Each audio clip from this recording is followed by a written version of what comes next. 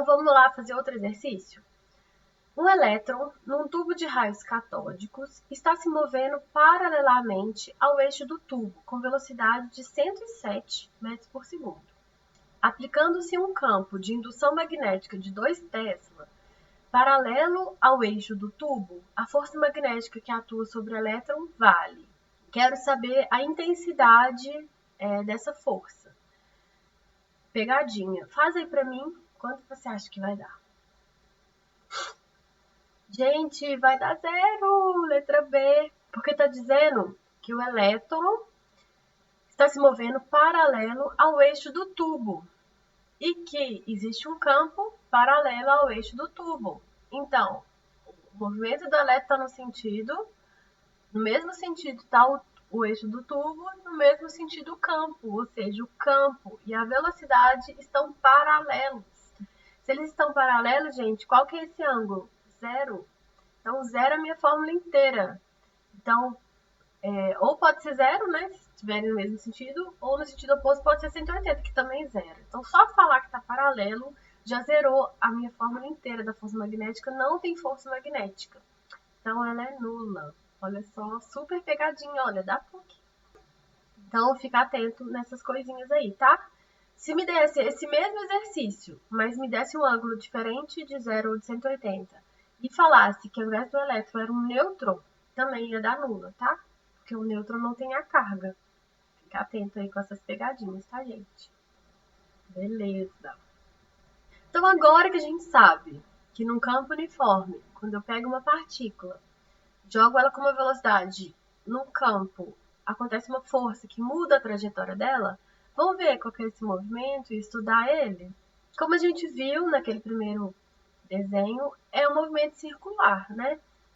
Então, essas bolinhas azuis mostram que as linhas do campo magnético estão entrando nessa folha de papel, ou entrando na tela, estão saindo de você para a tela, ou de você para o papel.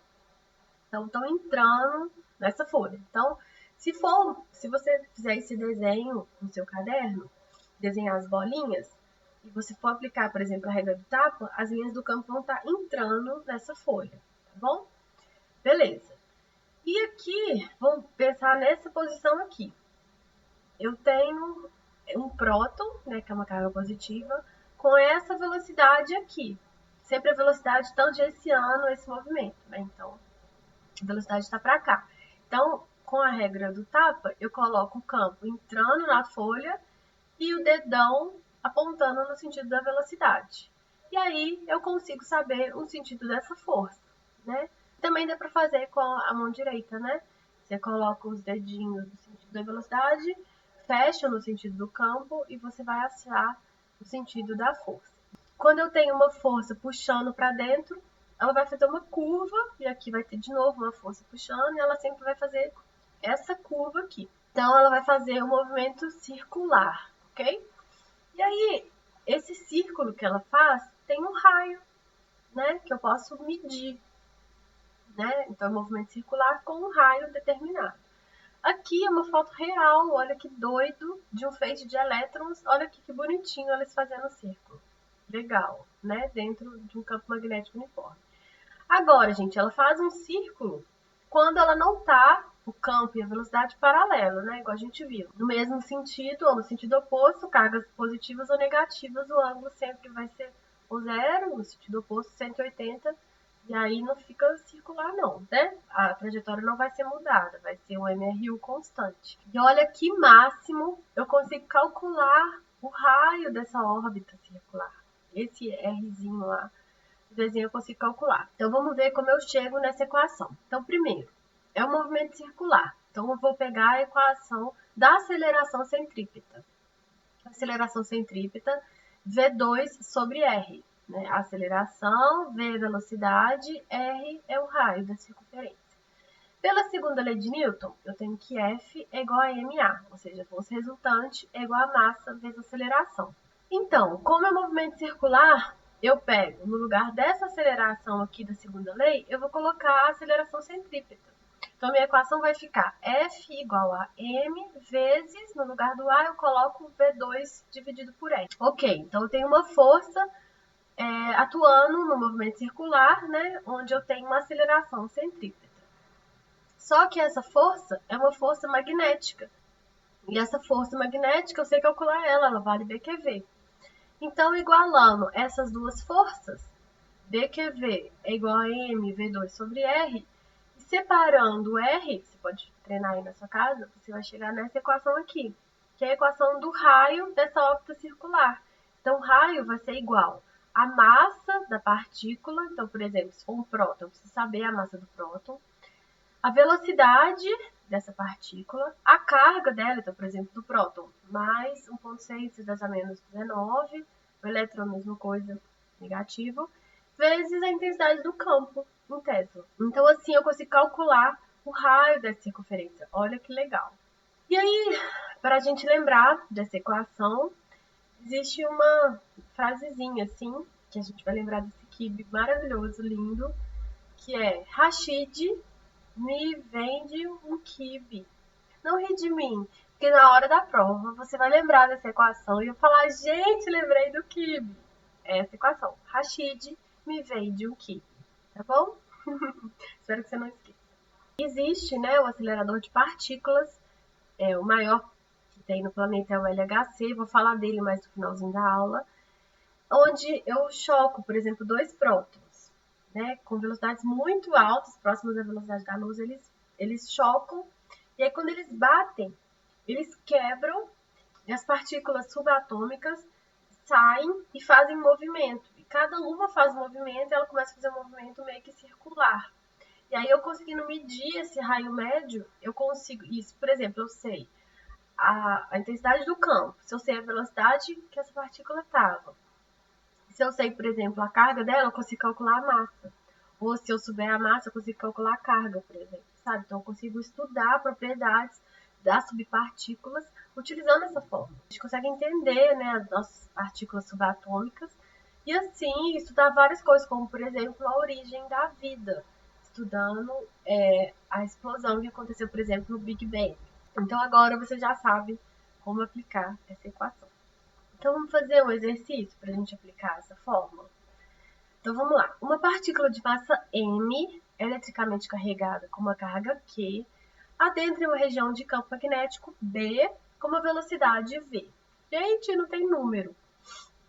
Em determinado instante, a partícula perde metade de sua carga e tem sua massa reduzida para 1/4 do seu valor inicial. Além disso, sua velocidade aumenta em 2 vezes. Determine a razão entre os raios da trajetória inicial e final dessa carga. Bora fazer? Então, o que a gente vai fazer? A gente vai fazer o primeiro esquema, como que era a fórmula. Rashid me vende o quibe, tudo maiúsculo, né? Porque ele mandou colocar tudo maiúsculo aqui. Esse é o primeiro raio.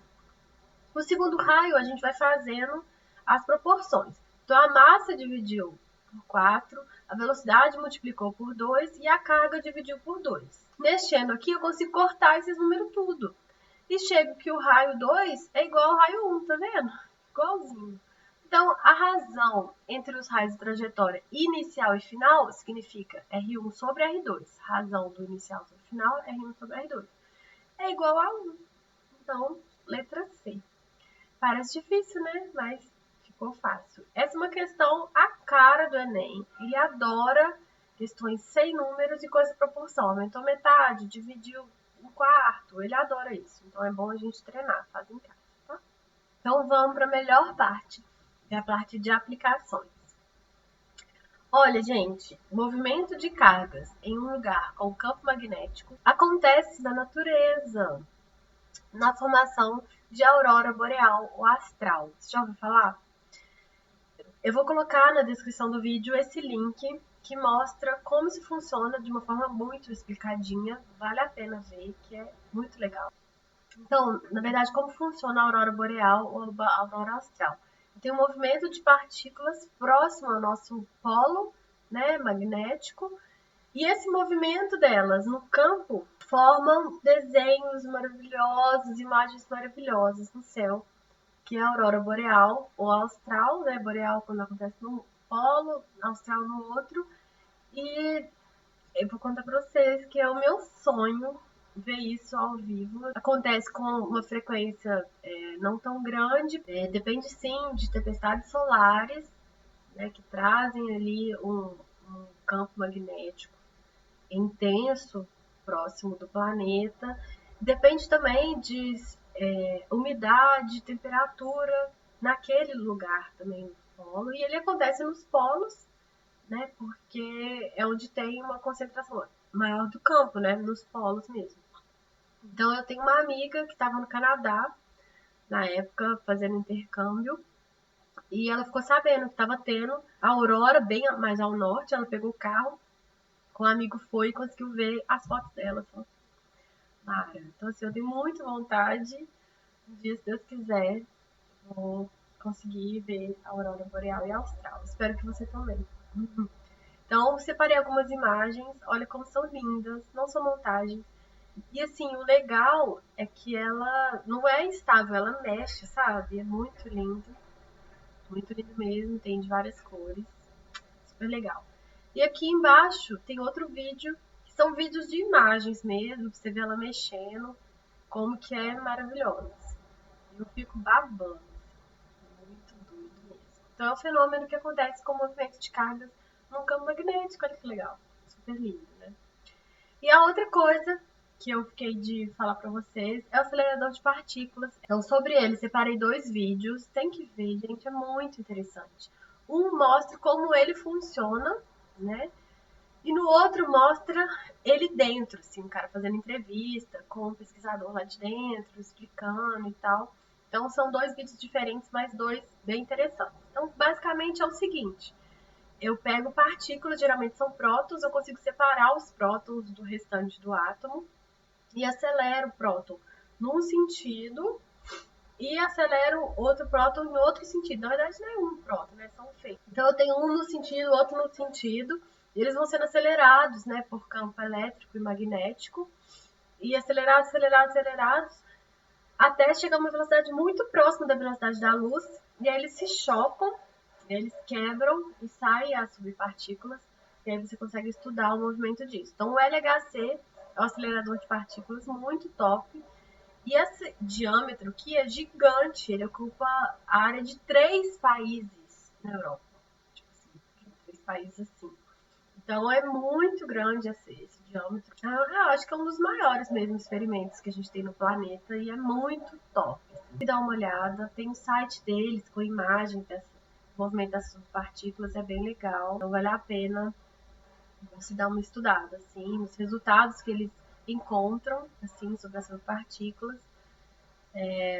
Mas vale a pena demais, tá bom? Então depois você dá uma olhadinha nisso. Coloquei uma questão da PUC sobre o LHC.